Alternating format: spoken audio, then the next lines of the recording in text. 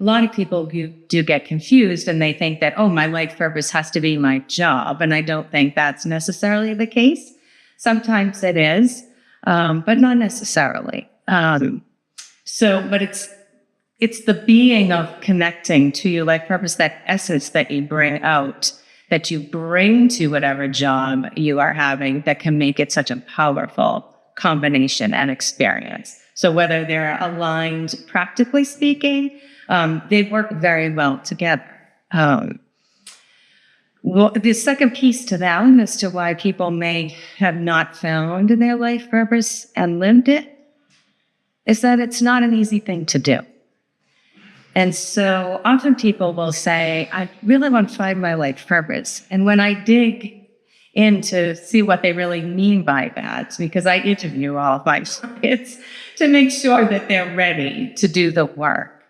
And oftentimes that when I dig into somebody like that, they'll say, well, I just want somebody to tell me what to do. I want to take a test, and then I want to be able to go do it. All the work that's just a little messy, I don't have time for that. And, but unfortunately, the truth of the matter is that's where all the gold is. We have to go there and go through it so that you can feel your way to your life purpose. It's not a doing, it's a feeling thing. And what you're feeling for is that essence of your soul, your inner core, your higher self, however you want to think of that. But that's the piece of you that came in, that you knew when you were a little baby was the truth of who you are. And that for some reason, that was programmed out of us. And they say, for the first 7 years, we are developed into becoming someone pretty much the opposite of who we really are. And so when people come to this pain point and they want to discover what's more, we need to go back there and discover who we really were when we came in and address each of those things, each of those places where we took a vow that said, I will not be who I really am.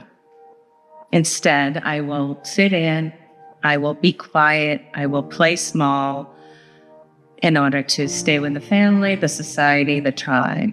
And so we need to visit those places and move through them. But when you do, what's on the other side is freedom, joy, full expression, power, and hopefully and ultimately the ability to serve humanity in a much deeper, more powerful way and meaningful way.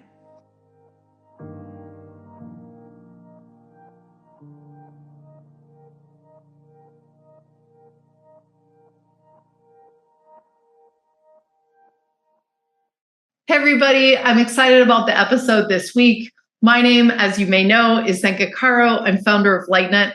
My passion and purpose is removing impossible from our minds.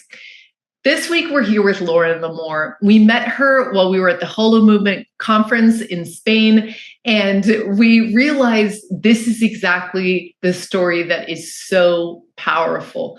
Lauren L'Amour was working 70 or 80 hours a week. She was making great money in real estate, but she just wasn't happy. She wasn't fulfilled. She wasn't living her life on purpose. And so she changed course, and guess what her purpose is? Her purpose is helping other people find and live their purpose. She has a project that she calls Life Visionary Success Coaching. She's been doing this for over 20 years as a coach, as an entrepreneur, as a counselor, helping people work through those questions, those things, those methods, those books, those processes that get people back to their true essence. And from this vantage point, so many things unfold. Like I said, we're excited to have her joining us in our small group of 8 to 12 teams that are going to be starting in October. She is helping us design and implement, and she will be guiding a team of her own. So check out her wisdom as we all look, what is this? How does this work? How do we get there? And how do we get there together? So I know what choice now I need to make in that alignment. And often they will find, and we talk about this ahead of time, because especially for women, who's primarily what I work with, It's difficult sometimes to set those boundaries, saying yes to yourself or perhaps no to a loved one. But when we start to understand that it's how important it is to live in that alignment, and that how, in fact, when you do, you are in service of not only yourself, but everyone in your immediate wake and beyond. So they begin that practice. And on the other side of that, I love to get the calls when they've set a boundary and met their goal, and how elated they can become. And it's just, it's just another step in the process, but that's a big one. So when I discovered my purpose and passion was in service to humanity, I would say, is a sort of broad brush answer to that question. And that showed up early on in life and has sort of shown itself throughout. There's definitely been a thread there in my life. It's looked different ways at different times, but when I look back, that's definitely one of them. I don't know in terms of that one moment in time when I discovered this is definitely my life's purpose. It was more of a progression, I would say, and an unraveling as I went throughout my life. When I look back early on, it really was from a place of an adult in search of. And so I was able to see those threads and those, aha moments. It really has been a process for me of unveiling and practicing and feeling my way through. And it will continue, I think, that way till the rest of my life. Currently, professionally, I am a spiritual life coach, and that's my business. And so that's a lot of the work that we do is help people find their purpose and live it. And again, it is a practice, and there's a process that you can go through in order to discover it. But then once you do, or you get an inkling, then it's about bringing it into the world and practicing. What are those things that make you come alive, feel fulfilled, feel connected to humanity? And usually your life purpose has something to do with serving humanity, but that looks differently for everyone. So that's part of the exploration in the process. I do volunteer work as well in service of humanity, and I've done that my entire life. And I look back, even starting as early as 6th grade, helping the Cambodian children that were becoming orphaned from the war. So that was sort of a, looking back kind of realization. But I have been working ever since, primarily along the area of environmental disaster. It just seems like that has been the thread. So helping first responders, supporting them in their work, and the people that are getting displaced during the environmental crisis, and so on and so forth. Currently, I'm now working with the World Upshift organization, and we're working to upshift all the other tremendous work that's happening in the world. So when a person comes to me and they want to work and do some spiritual life coaching to find their life purpose, and often that is what they'll say. It's usually from a place of, I know there's more to life. I'm doing okay in my business or my career. My family's fine, but I know that there's more. I just don't feel fulfilled. And I feel that I could be doing more in service of humanity, are often the people that find me. I believe we attract the people that we're meant to work with. And so those are often the people that find their way to my door, so to speak. And so that's a big part of the work that we do, is start to explore, well, who are you truly at your core? And what does that look like? Those are often questions that they haven't explored yet, or if someone hasn't even asked them those questions, It's often, well, I became a doctor because my mother wanted me to be a doctor, or an architect. That was the last gentleman that I was talking to, and he actually wanted to be a doctor, but his mother said, no, be an architect. And so there was not a lot of thought that went into it, except, okay, these are the steps, until they get to that place where they feel, it's a pain of sorts. I know there's more. I know I can be more. I can serve more. I can feel more alive. And so that's where we go to work. Well, I always joke, I bring 5 toolboxes, into the room with me, and then it's highly customized depending on who the person is and what they need at the moment. We always start with, who are you at your core? And again, there are probably 10 different assessments that we can use, or conversations that we can use to sort of dig into that. I'm always listening, in terms of what are the threads and trying to highlight that for them. And so it's a process of unfolding, but that's usually the first step.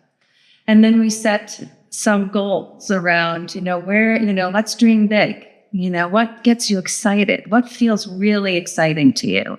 And then we go there. And then the next is we start to combine the two.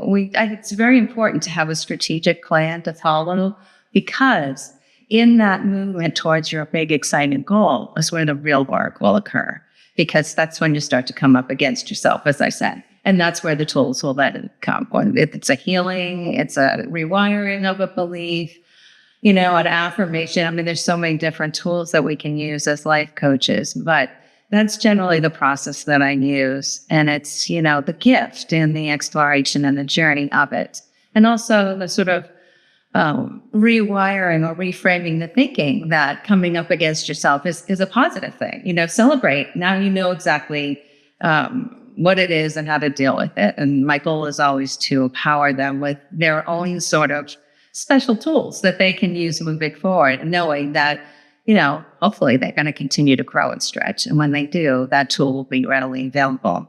I believe in setting yourself up for success, not waiting till you're up against the wall to then be scrambling, where's my tool? So that's a big piece of the process too. And again, it's different for everybody. What might work for me may not work for you. But after doing this for so long, a couple of decades, you tend to collect tools that will fit just the right way. There's a real sense of empowerment and courage and knowing what they need to do in every moment. And so, meaning they have the goal and they have the plan that we've created. And as they move through it and they come up against those places that really would have maybe set them back a couple of months or even a year, then it's a couple of moments. I see what it is. No, thank you. I'm making a different choice now, aligned with my soul. It's the language that we use in my work, but aligned with my life purpose. And so I know what choice now I need to make in that alignment. And often they will find, and we talk about this ahead of time, because especially for women, who's primarily what I work with, it's difficult sometimes to set those boundaries, saying yes to yourself or perhaps no to a loved one. But when we start to understand that it's how important it is to live in that alignment, and that how, in fact, when you do, you are in service of not only yourself, but everyone in your immediate wake and beyond. So they begin that practice. And on the other side of that, I love to get the calls when they've set a boundary and met their goal, and how elated they can become. And it's just, it's just another step in the process, but that's a big one. So the biggest struggle I faced in living my own purpose was coming up against the programming of my family and society about, you're not really that, or you're not meant to do that. People from our family do these sorts of things, or you're a girl or a woman, so you should follow this track. Primarily in my spirituality, it was a big place where that would show up. My parents, thankfully, were encouraging as a girl to sort of do the non-traditional roles. But even still, society will come up again and again. And, I think the younger generation now, thankfully, are being spoken to with these terms about finding your life purpose is important. But that wasn't the case when I was growing up. Definitely was not in the zeitgeist, as they like to say, And so that's a big part of the programming, and, a part of the resistance and hesitation and difficulty. And that's also where it becomes most painful.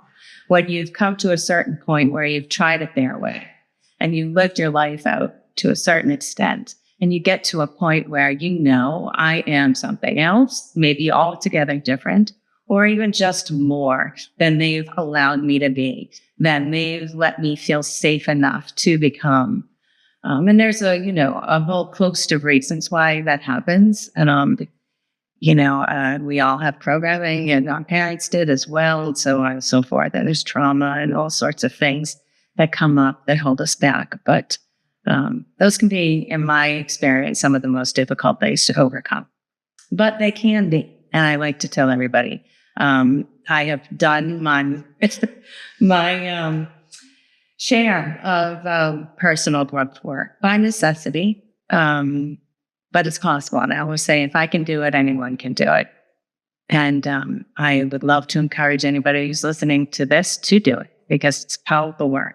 A couple of reasons why I think not a lot of people are either looking for their life purpose or finding it. And I think the first piece of that has to do with societal programming, in that it's not encouraged for all the reasons that I think most of us are aware of. There are reasons why people like to keep people sort of in a box and on track, and we'll just assume it's all well-meaning, but I do think that's a big part of it. And so they were not encouraged to find their life purpose. It's just, that's airy-fairy, waste of time, or maybe something that you do when you're retired, but not if you are going off to make a life. You go to college and you get a job and you raise a family, or the things, whatever your track may be. But make sure it's practical, I think, is primarily the message that gets passed on, at least in the States, from very early on, kindergarten onward. And so it's a track forward in that regard. And not to say that that's a bad message, but to align it with yourself, your life purpose, can be a very powerful dual track. A lot of people do get confused, and they think that, oh, my life purpose has to be my job. And I don't think that's necessarily the case. Sometimes it is, but not necessarily. But it's the being of connecting to your life purpose, that essence that you bring out, that you bring to whatever job you are having, that can make it such a powerful combination and experience. So whether they're aligned, practically speaking, they work very well together. The second piece to that, as to why people may have not found their life purpose and lived it, is that it's not an easy thing to do. And so often people will say, I really want to find my life purpose. And when I dig in to see what they really mean by that, because I interview all of my clients to make sure that they're ready to do the work. And oftentimes that when I dig into somebody like that, they'll say, well, I just want somebody to tell me what to do. I want to take a test, and then I want to be able to go do it. All the work that's just a little messy, I don't have time for that. And, but unfortunately, the truth of the matter is that's where all the gold is. We have to go there and go through it so that you can feel your way to your life purpose.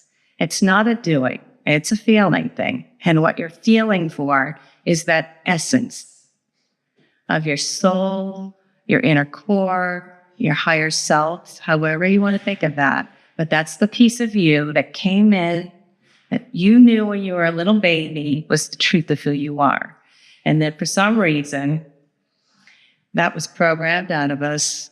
And they say, for the first 7 years, we are developed into becoming someone pretty much the opposite of who we really are.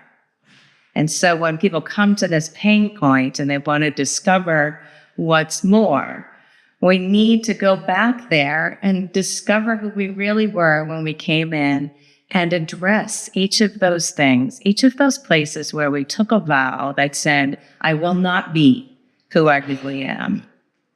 Instead, I will fit in, I will be quiet, I will play small in order to stay with the family, the society, the tribe. And so we need to visit those places and move through them.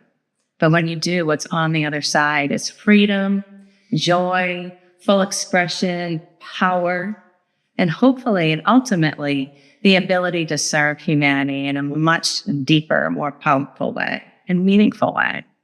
Find somebody. So if you're in that stuck place and you feel like I need to figure out what my life purpose is, there are a lot of great books out there that you can read to kind of get you started. Maybe perhaps finding a teacher, that really inspires you. And there are a lot of them out there. So, try a bunch of different ones to see who really resonates with you. I find that that's really important.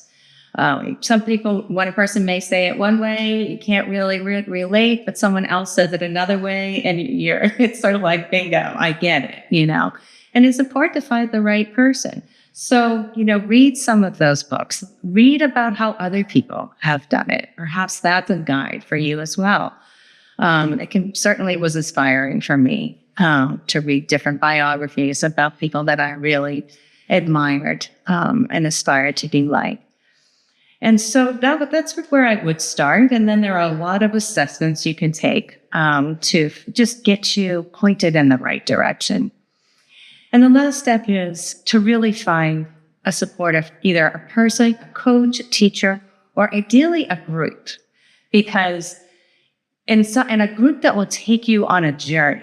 This was the biggest gift I gave to myself, is I found my soul group and I traveled with them over time, doing this deep explorative work. It has to be a safe group and it has to be a solid container. But when you do that, they can reflect back to you. You know what? Because what's funny and what you'll find is that your group will be able to know you faster than you ever will yourself, which is kind of mind-blowing. And I was even resistant to that idea myself, which most people are. But it is the truth. Because we spent so many years building defensive and necessarily too. So, and masks, even those of us who have been on the spiritual journey for decades, we have lots of spiritual masks that we use to keep us protected and keep us feeling safe. And when you find your right group, they help you to feel safe enough so that you can take off a mask too. Let that vulnerability show through so that you can get to that core. That's the raw part of it, is getting to those things that you've had in place maybe since you were 5 years old that are so comfortable and well-worn that you don't even realize that it's a wall to your heart or to your true essence. And so when you can get in a nice group like this, a safe environment that allows you to let down a defense, take off a mask, practice shining that light or being aligned with your soul the way that you used to maybe when you were 2. They can reflect back to you. I see you. And better yet, I can feel you. And I love it. And it feels really good. And keep on doing it. That's the work. And when you lock into that, then you have a frame of reference. And so as you go out into the world and you're taking this newfound essence or this rediscovered essence, you'll know, okay, I just stepped off. Let me get back to that place where my heart is open and I'm alive with my soul. I'm fearless. I'm courageous. I'm clear. I'm empowered. I know what is right. You go down the road a bit, you slip off again. Oops. And it takes a minute, if even that. But without the awareness, how do we course correct? And so that's what I would say. So what I've discovered about my effect on the world by living more into my life purpose on a daily basis, that's my goal for myself, that every day I live it a little bit more each day. I've discovered that I've been able to help more people. I can hold a bigger space. I can hold a safer container. I can allow people to feel more free, liberated, and encouraged to be as much as themselves as they possibly can. I wouldn't be able to ask people to do it if I weren't able to do it myself. And I understand how precarious a journey this can be. It is definitely not for the faint of heart, but I encourage everyone to at least try it because your ability to serve the world, as I said, will be so much greater. And as we know, we're all connected. And if you are of that belief system, the scientists will tell us now that we are all connected. And so if you are vibrating in relation to your life purpose or aligned with your soul, You're vibrating at the highest vibration you can hold as a human being. And by just doing that and showing up daily, you're affecting, as I said, everyone in your wake, but also the field and the world. That's why it is imperative that we do not skip over these steps. It's easy to say, I want to find my life purpose and not do it. I want to encourage everybody to actually do the work. And that's the thing that's going to get us to where we want to go. So what would the world look like if everyone or the majority of the people were living their life's purpose? It would be a beautiful place to live because everyone would understand that we are connected. We are divine creatures. Each one matters. There is no hierarchy with regard to that. You understand that we are spiritual beings having a human experience. It's the true for all here. And that makes a tremendous difference in each and every choice that you make throughout your day. All sentient beings are connected in that way. And so how you move in the world connected to your life purpose, as I said, lifts everyone in your wake, lifts the field, and affects everything. Every single choice we make comes from a place of love, compassion, and connection. Are you looking to begin your life of passion and purpose? We are waiting for you with our groups of 8 to 12. These loving teams are formed to look over our success data to find the fastest and funnest and most direct way for you to find your purpose and calling in life. To find out more, go to holomovement.net/purpose.